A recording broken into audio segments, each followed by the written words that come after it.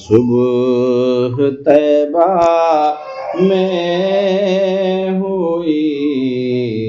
بٹتا ہے بارہ نور کا، صدقہ لینے نور کا آیا ہے تارا نور کا۔ درود شریف پڑھیں۔ اللہ رب محمد صلی اللہ علیہ وسلم، نحن عباد محمد صلی اللہ علیہ وسلم،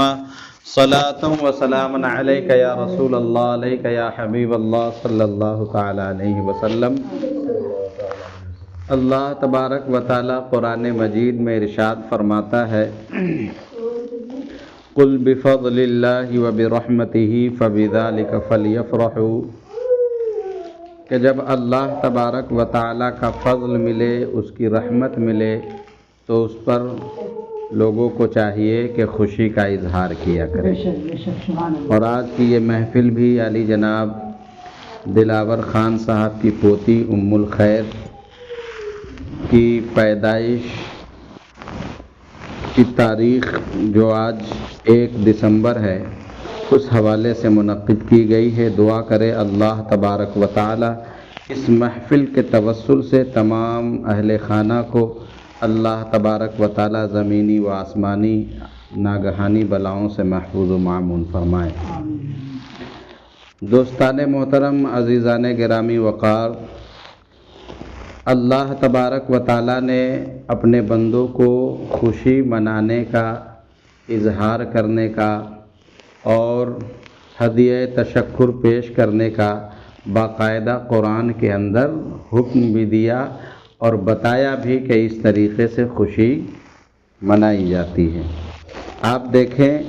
اللہ کے رسول صلی اللہ تعالی علیہ وسلم کی مکی زندگی اٹھا کر دیکھیں گے اعلان نبوت کے بعد کی، تو آپ کو پتہ چلے گا کہ بہت ساری تکلیفیں اللہ کے رسول صلی اللہ علیہ وسلم کو برداشت کرنا پڑی۔ کیوں؟ اس لیے کہ حضور صلی اللہ علیہ وسلم نے جب اپنی نبوت کا اعلان فرمایا اور اللہ کی وحدانیت کو لوگوں کے سامنے میں رکھا، تو لوگ آپ کے خلاف ہو گئے اور کیا کرنے لگے؟ آپ کا بائیکاٹ کرنے لگے، آپ کو ستانے لگے۔ یہ باتیں میں اس لیے عرض کر رہا ہوں، اس محفل کے مناسبت سے میں یہ بتلانا چاہ رہا ہوں کہ اللہ کے رسول صلی اللہ علیہ وسلم کو اتنی تکلیفیں دی گئیں کہ ہفتوں تک آپ کے گھر میں چولہا نہیں جلا، لیکن جب اسی گھر کے اندر حسنین کریمین کی ولادت باسعادت ہوئی تو باقاعدہ اللہ کے رسول صلی اللہ علیہ وسلم نے خوشی کا اظہار کیا۔ اور کس طریقے سے کیا کہ اپنے چاہنے والوں کو دعوت دی، اور دعوت دینے کے بعد کیا کیا؟ 7ویں دن بچی کا عقیقہ کیا، بچے کا عقیقہ کیا جس میں 2 جانور ذبح کیے گئے، اور لوگوں کو یہ ایک نظریہ دیا اور لوگوں کو یہ بھی بتلایا کہ دیکھو، میں نبی ہو کر کے اللہ تبارک و تعالیٰ نے جو نعمت دی ہے اس پر خوشی کا اظہار کر رہا ہوں، تو تم کو اظہار کرنے میں کوئی دقت نہیں ہونی چاہیے۔ تو پتہ چلا کہ بچوں کی ولادت باسعادت پر خوشی منانے کا حکم اللہ تبارک و تعالیٰ نے دیا، اور باقاعدہ حضور نے اس کو منا کر کے بتلایا بھی۔ تو یہ کوئی غلط کام نہیں ہے، بلکہ اچھی بات ہے، بس احتیاط اتنی کرنی چاہیے کہ شریعت کے دائرے میں رہ کر کے کوئی کام کرے، تاکہ ہمیں اور آپ کو میدان محشر میں اس کی وجہ سے اللہ تبارک و تعالیٰ پکڑ نہ فرمائے۔ دوستان گرامی وقار، اللہ تبارک و تعالیٰ نے ہم لوگوں پر یہ اتنا بڑا کرم فرمایا کہ کبھی ایک انسان اطمینان سے بیٹھ کر کے تنہائی میں سوچے، تو سوچنے پر وہ اللہ تبارک و تعالیٰ کا اس قدر شکر گزار بندہ بن جائے کہ زندگی بھر وہ اللہ کا شکر ادا کرتا رہے، زندگی بھر اس کی پیشانی سجدے میں گری رہے، اس کے باوجود وہ اپنے سر کو، پیشانی کو سجدے سے اٹھانا کیا ہے وہ نہیں چاہے گا، کیونکہ اللہ تبارک و تعالیٰ نے ہمارے اور آپ کے اوپر جو احسان فرمایا ہے وہ ایسے احسانات ہے کہ ایک انسان اگر ایک سانس لے رہا ہے اور خدا نخواستہ وہ سانس ایک انسان کی تھوڑی دیر کے لیے اٹک جائے تو پتہ چلا ایک انسان کی جان جا سکتی ہے پتہ چلا 1 منٹ کے اندر اگر ایک انسان 50-60 مرتبہ بھی اگر سانس لے رہا ہے، اگر 1 منٹ کے لیے اللہ تبارک و تعالیٰ آکسیجن کو بند کر دے، ہوا کو نہ چلائے، تو سوچ کر کے دیکھیے کہ 1 منٹ میں ایک انسان کا کیا سے کیا ہو سکتا ہے۔ لیکن چونکہ ہم اور آپ دنیا میں جو چیز نظر آتی ہے اس چیز کی قدر کرتے ہیں، جو چیز نظر نہیں آتی ہم سمجھتے ہیں کہ ایسی کوئی چیز ہے ہی نہیں۔ اگر ڈاکٹر ہماری جان بچا لے یا ہمارا پڑوسی وقت پہ کام آ جائے، 1000-10,000 روپے کی ضرورت ہو وہ ہم کو دے دے، تو اس کے احسان کو ہم زندگی بھر نہیں بھلا پاتے ہیں۔ کبھی ان چیزوں سے ہٹ کر کے ایک انسان سوچے کہ اللہ اگر 1 منٹ کے لیے ہوا نہ چلائے تو سوچ کر کے دیکھیے ایک انسان کی کیا حالت ہوگی۔ تو اس سے پتہ یہ چلا کہ اگر ایک انسان 1 منٹ میں 20 بار ہی سانس لے رہا ہے تو اللہ تبارک و تعالیٰ اس بندے کی 1 منٹ میں 20 بار زندگی بچا رہا ہے، لیکن اس کے باوجود اللہ تبارک و تعالیٰ کی طرف بندوں کا رجحان بہت کم نظر آتا ہے۔ تو اللہ تبارک و تعالیٰ سے ہمیں اور آپ کو دعا کرنی چاہیے کہ اللہ تبارک و تعالیٰ ہماری طبیعتوں کو دینی کام کی طرف مبذول فرما دے، اور یہ کرنا اللہ کے رسول صلی اللہ علیہ وسلم کی سنت ہے کہ میرے آپ کے نبی صلی اللہ تعالیٰ علیہ وسلم نے یہ دعا مانگی، یا مقلب القلوب ثبت قلبی علی دینک، اے دلوں کو پھیرنے والے رب میرے دل کو دین کی طرف مائل فرما دے۔ اور اتنا یاد رکھیں کہ اللہ کے رسول صلی اللہ علیہ وسلم جو بھی کام کرتے ہیں تو وہ امت کی رہنمائی کے لیے یا امت اس سے سبق حاصل کرے، اس لیے کہ اللہ کے رسول صلی اللہ علیہ وسلم تو الحمدللہ معصوم ہے، یہ فرشتوں کی جماعت، یہ نبیوں کی جماعت، یہ معصوم ہے، ان سے کوئی گناہ ہو ہی نہیں سکتا۔ اس کے باوجود اللہ کے رسول صلی اللہ تعالیٰ علیہ وسلم نے اس طریقے کی جو دعائیں کی صرف اس لیے کی کہ اپنے نبی کی سیرت کو دیکھ کر کے امتی اس کو کاپی کرنے کی کوشش کرے، تاکہ اللہ تبارک و تعالیٰ اس کاپی کرنے کی وجہ سے اس کو صحیح راستے پر چلا دے۔ اور یہ کوئی غلط کام نہیں ہے۔ آپ یاد رکھیں دنیا میں جتنے بھی انبیاء کرام علیہم السلام دنیا میں تشریف لائے، ان کا کام ہی یہ ہوتا تھا کہ اپنی اپنی امت کو یہ گائیڈ کریں، یہ بتلائیں کہ کیا صحیح ہے کیا غلط ہے، کیا کرنا ہے کیا نہیں کرنا ہے۔ آپ اپنے نبی کی تاریخ اٹھا کر کے دیکھیے، آج اگر زمانے میں پریشانیاں ہیں، ہمارے گھر سے دروازے سے پریشانیاں جو ہے رخصت نہیں ہو رہی ہیں، تو اس کی وجہ کہیں نہ کہیں پر یہ ہے کہ ہم نے طریق مصطفیٰ کو چھوڑ دیا۔ اور علامہ اقبال نے بہت پہلے کہا تھا کہ طریق مصطفیٰ کو چھوڑنا ہے وجہ بربادی۔ فرمایا کہ جو مصطفیٰ کے طریقے کو چھوڑ دے گا وہ انسان برباد ہوتا چلا جائے گا۔ میں تھوڑی دیر کے لیے تاکہ آپ مفہوم کو قاعدے سے سمجھ سکے، اگر میں آپ سے عرض کروں کہ اگر آپ کے پاس گاڑی ہے اور گاڑی چلانا جس کو نہ آتی ہو، کیا آپ اس کو اپنی گاڑی دیں گے؟ نہیں دیں گے۔ وجہ کیا ہے؟ وجہ یہ ہے کہ صاحب گاڑی اگر میں دے دوں گا تو گاڑی آپ چلا نہیں پاتے ہیں، آپ کا بھی نقصان ہوگا، گاڑی کا بھی نقصان ہوگا۔ اب دنیا میں اس طریقے سے نہ جانے کتنے کام ہیں،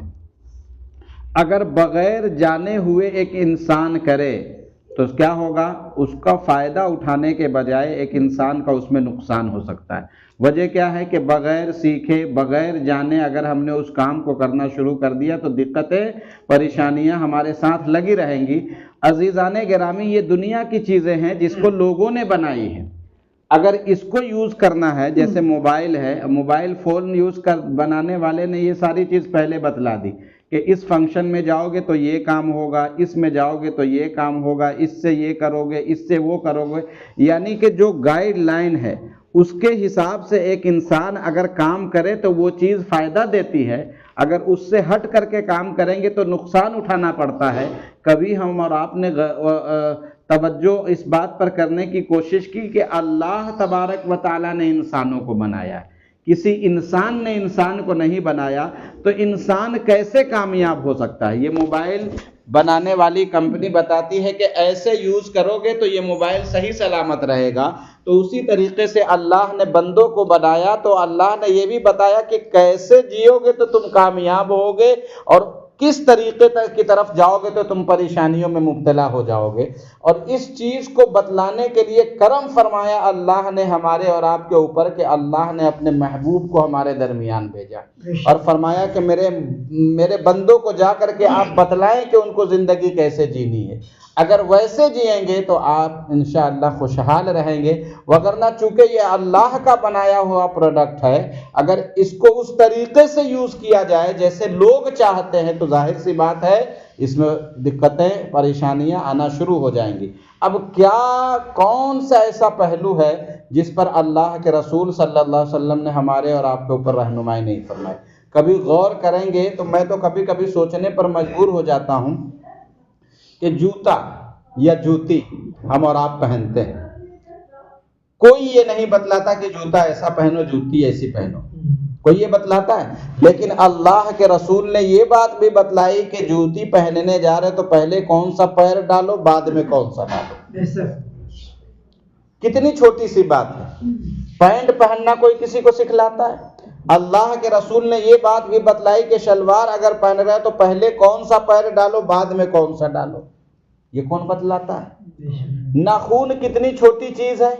کبھی کوئی یہ بتلاتا ہے کہ ایسے کاٹو ویسے کاٹو، لیکن اللہ کے رسول نے یہ بھی بات بتلائی کہ ناخون کاٹتے ہو تو پہلے شہادت کی انگلی سے شروع کرو۔ یعنی کہ کوئی ایسی چیز نہیں ہے، کوئی ایسا پہلو نہیں ہے جس پر رہنمائی اللہ اس کے رسول صلی اللہ علیہ وسلم کی موجود نہ ہو۔ جب اتنی چھوٹی چھوٹی چیزوں کو مذہب اسلام میں کھول کر کے بتا دیا گیا تو کیا بڑی بڑی چیزیں جس کو ہم اور آپ لوگوں کو دیکھ کر کے کر رہے ہوتے ہیں، لوگوں کے طور طریقے سے اس کام کو انجام دے رہے ہوتے ہیں، تو ظاہر سی بات ہے جب اتنی چھوٹی چھوٹی چیزوں کو حضور نے بتایا تو بڑی بڑی چیزوں کو نہیں بتلایا ہوگا؟ بالکل بتلایا ہے، اور نہیں اس کے حساب سے ہم اور آپ کام کرتے ہیں، اسی وجہ سے پریشانیاں کہیں نہ کہیں ہمارے مقدر کا حصہ بن جاتی ہے اور وہ پریشانیاں دور ہم سے ہو نہیں رہی ہوتی۔ اللہ تبارک و تعالی ہمیں اور آپ کو اپنے پیغمبر کی بتائے ہوئے نقش قدم پر چل کر زندگی گزارنے کی توفیق عطا فرمائے۔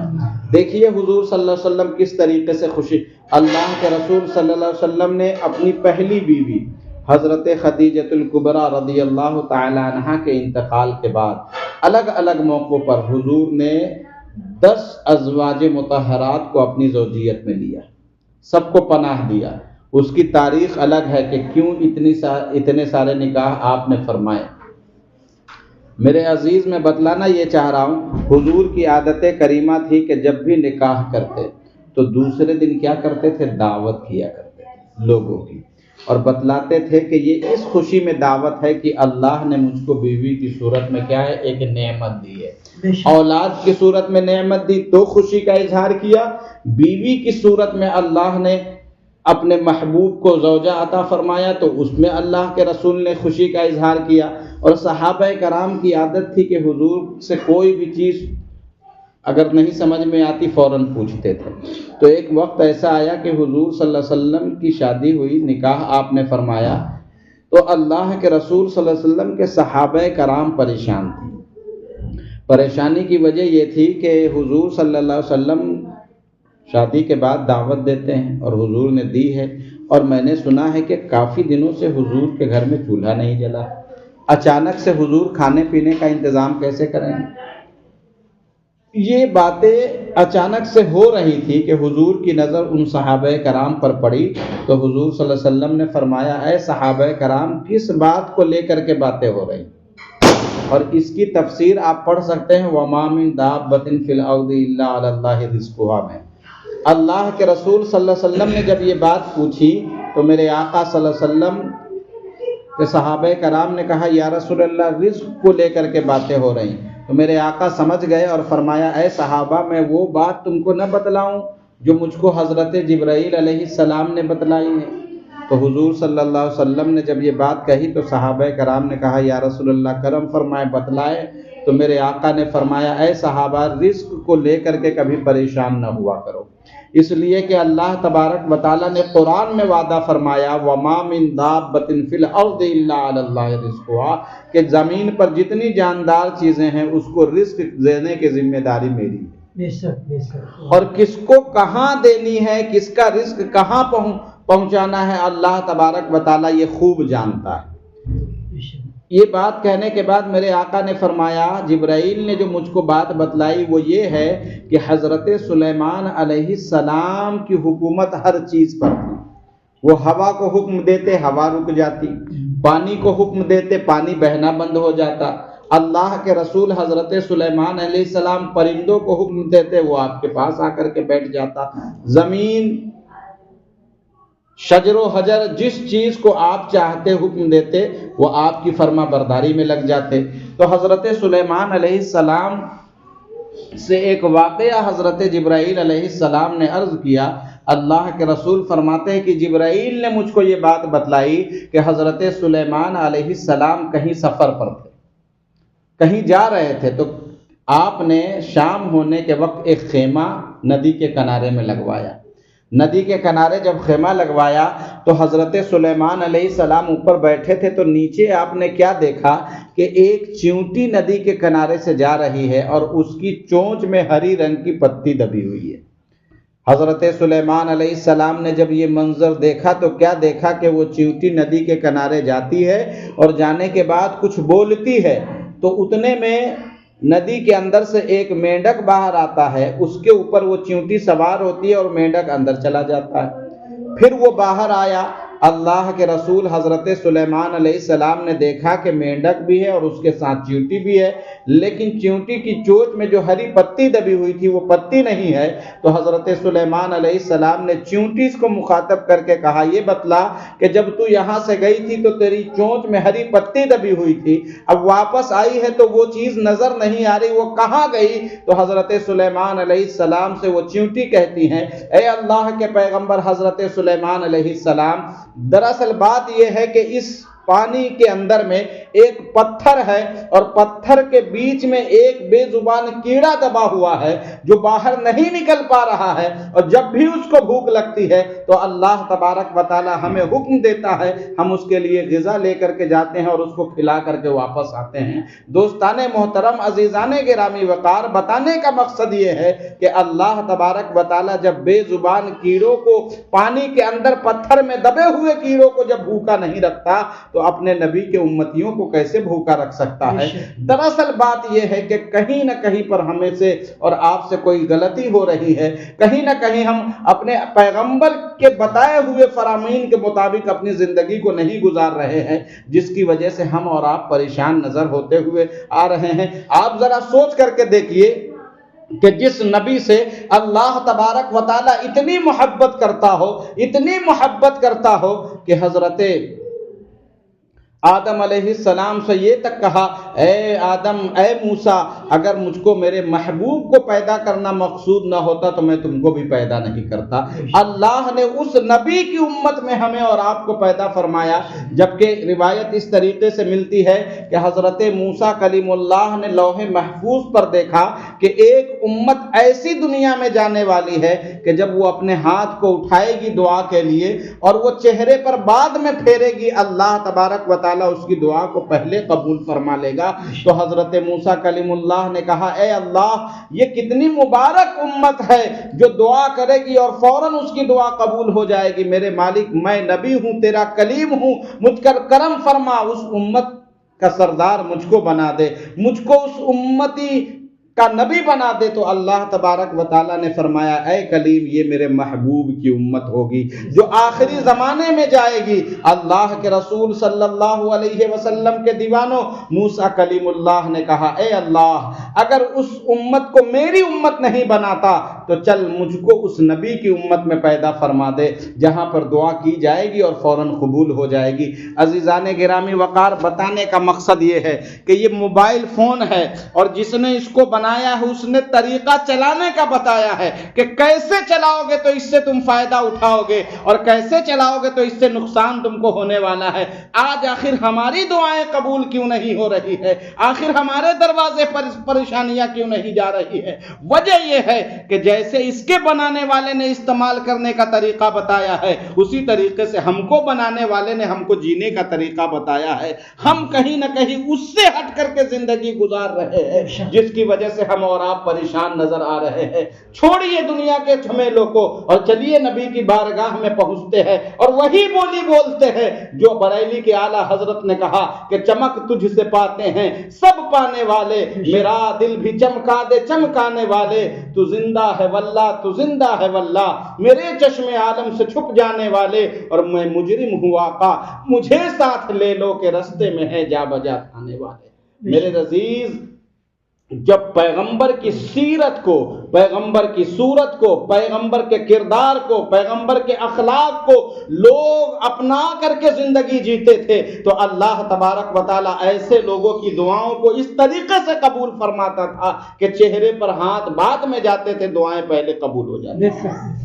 آج ہماری دعائیں قبول نہیں ہو رہی ہے تو اس کے پیچھے بہت بڑی وجہ یہ ہے کہ ہم دعا کر رہے ہیں لیکن جس طریقے سے کرنے کی اللہ کے رسول نے ترغیب دی ہے، جو چیز اللہ کے رسول نے کر کے دعا کرنے کے لیے ہمیں بتلایا ہے، کہیں نہ کہیں وہ چیز ہم سے مس ہو رہی ہے۔ موبائل ہم کو چاہیے، موبائل ہم دے دیں، لیکن اگر استعمال کرنے کا طریقہ آپ کو نہیں پتا تو آپ اس سے فائدہ نہیں اٹھا سکتے۔ اللہ نے ہمیں اور آپ ہمارے اوپر کرم فرمایا کہ اپنے محبوب کی امت میں پیدا فرمایا ہے، لیکن اگر ہم اس طریقے کو نہ اپنا پائے جس سے اس امت نے فائدہ اٹھایا ہے تو ظاہر سی بات ہے ہمیں آپ کو اس چیز کا فائدہ ملنے والا نہیں ہے۔ آپ اٹھا کر کے دیکھیں نا صحابہ کرام کی زندگی کو، تابعین کی زندگی کو، تبع تابعین کی زندگی کو، ان کی دعائیں کس طریقے سے قبول ہوتی تھی۔ آپ کو پتا ہے حضور غوث پاک رضی اللہ تعالیٰ عنہ کی ایک پھوپھی کی روایت ملتی ہے کہ آپ کے زمانے میں بارش نہیں ہو رہی تھی، بہت زیادہ لوگ پریشان تھے۔ حضور غوث پاک رضی اللہ تعالیٰ عنہ کی پھوپھی کے پاس لوگ پہنچے، کہا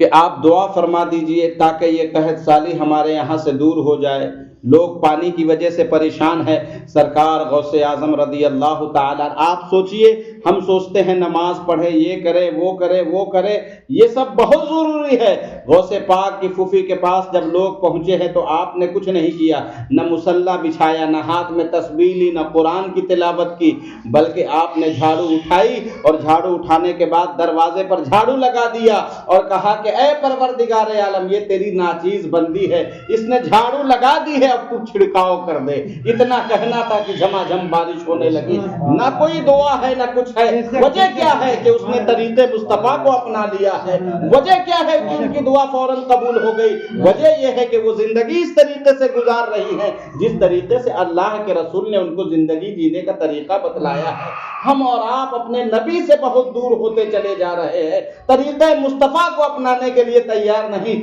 تو اللہ نے بھی کہا جاؤ، جب تم میرے محبوب کی صورت کو نہیں اپناتے، دنیا ہی سب کچھ ہے تو جاؤ دیکھو، کما کر کے دیکھ لو، میں بھی تو دیکھوں کہ مجھ سے دور ہو کر کے کتنا تم کو دنیا ملتا ہے۔ دنیا چاہیے یا آخرت چاہیے تو تم کو میرے محبوب کی بارگاہ میں آنا پڑے گا۔ تو میرے عزیز، پریشانیوں کو ایک طرف رکھتے ہوئے صدق دل سے اپنے گناہوں سے سچی توبہ کرے اور دعا کرے کہ پروردگار ہمیں اپنے محبوب کی سیرت پر چل کر زندگی گزارنے والا بنا دے۔ آپ دیکھیں کہ انشاءاللہ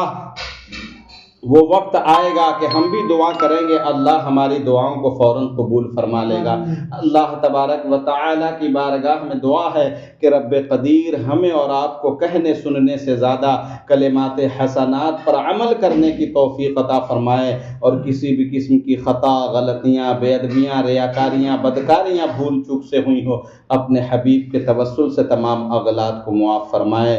اس امت پر اللہ تبارک و تعالیٰ کا احسان ہے کہ زندگی جینے کے لیے کلام اللہ ہے، اور کس طریقے سے اپنے آپ کو اور یہ کر سکتے ہیں اس کے لیے حدیث مصطفیٰ ہے۔ آپ دیکھیے صبح سے شام تک ہم نے جتنے کام کیے ہیں، اگر ایک کام ہم سے کوئی پوچھ لے کہ یہ بتاؤ کہ محبوب کے طریقے پر کیے ہو، تو ہم اور آپ نہیں بتا سکتے۔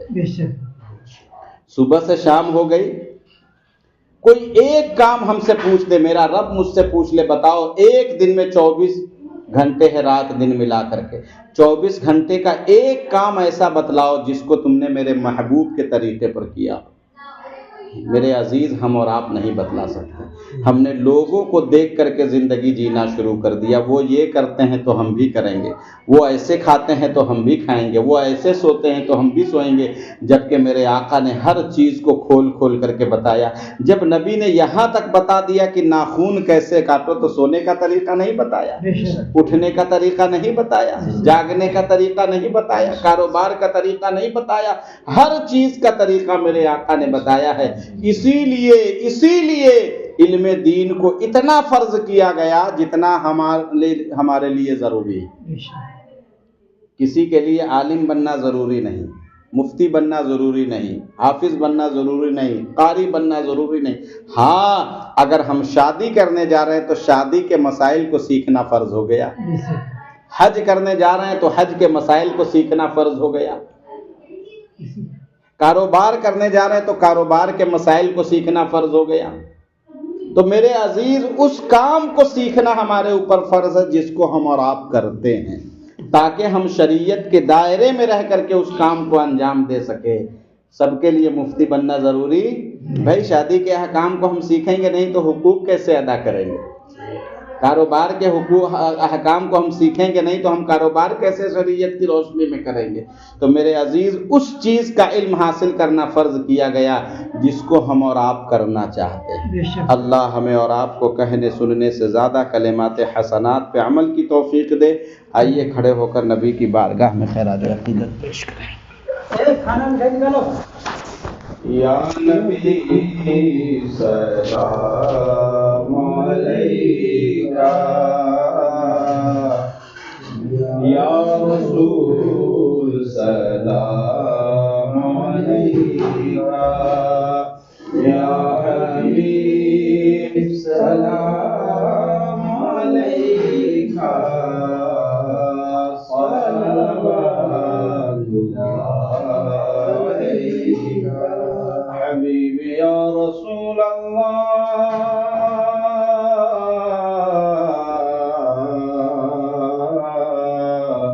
کعبے کے بدرو دجا ہو، طیبہ کے شمس الضحیٰ ہو، شافع